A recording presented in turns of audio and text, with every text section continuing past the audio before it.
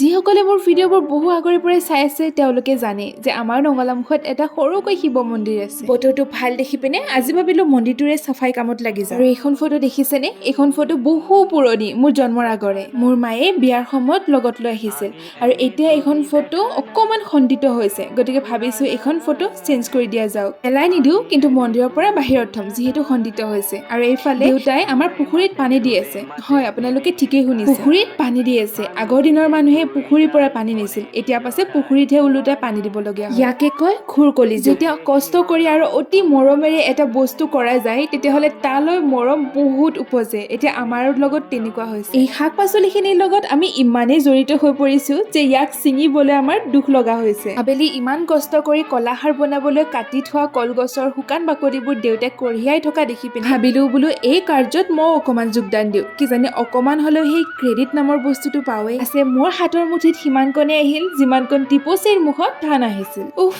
ইমানখিনি কষ্ট কৰাৰ পাছত এতিয়া পাছে মোৰ গাখীৰ দিয়া চাহ একাপ খাবলৈহে মন গৈছে। বাৰু মই চাহ খাই আহোঁ, আপোনালোকে চেনেলটো ছাবস্ক্ৰাইব কৰক। বাই।